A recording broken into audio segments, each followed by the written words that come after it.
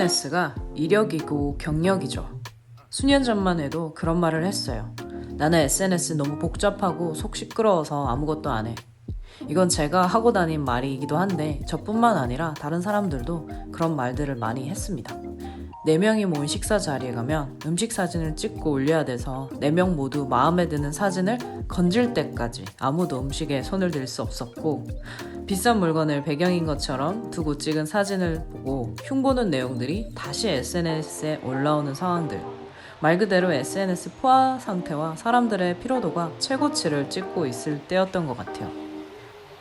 하지만 요즘은 SNS 문화라는 것도 성숙 단계에 진입을 했다고 느껴집니다.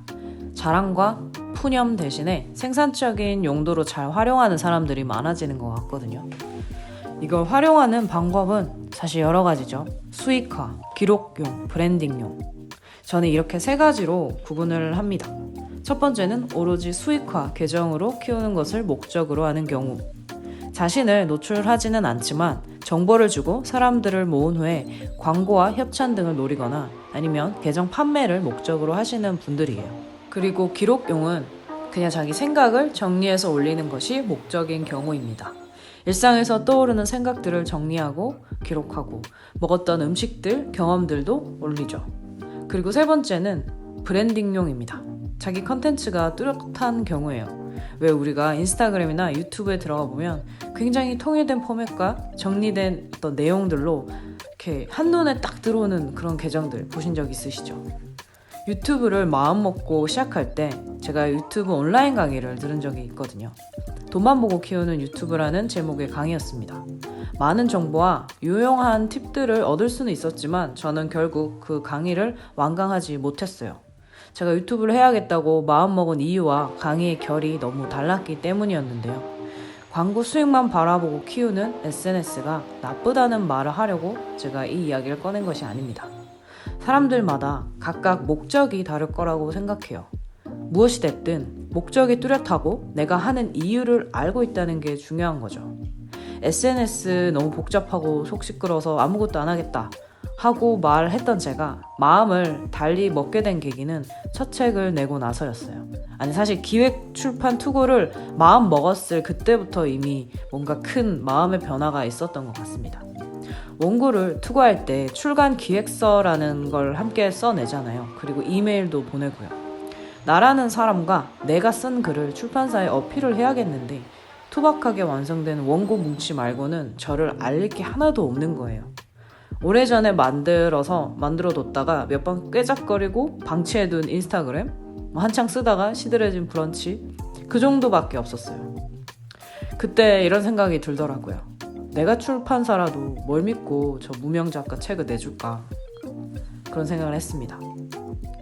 디자이너나 건축가 혹은 예술을 하는 사람들은 이력서를 낼 때 포트폴리오가 굉장히 중요하잖아요.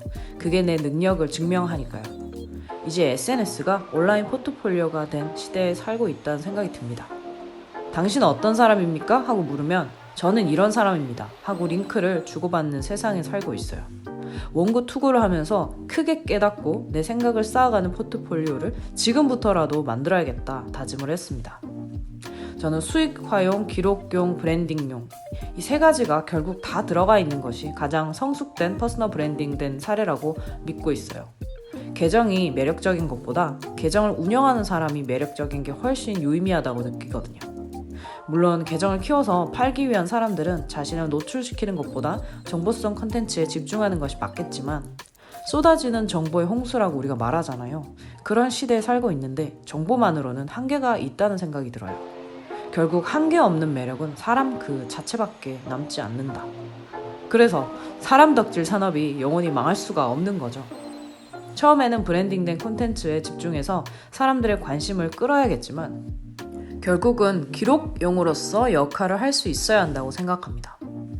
자신의 생각과 철학을 나누고 사람들로부터 공감과 동의를 얻어 인간적인 매력으로 연결해야 하는 거죠.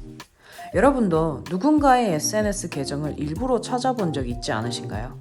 저도 일부러 검색하고 찾아 들어가 모든 피드를 다 확인하는 계정이 가끔 있는데요.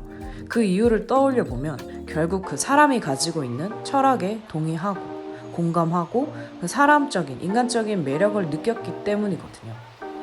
어떤 계기로 사람의 매력을 느낀다면 그 사람이 쓴 책이 뭐가 있는지, 인스타그램은 하는지, 뭘 먹고 사는지, 뭘 입고 사는지 다 궁금하잖아요.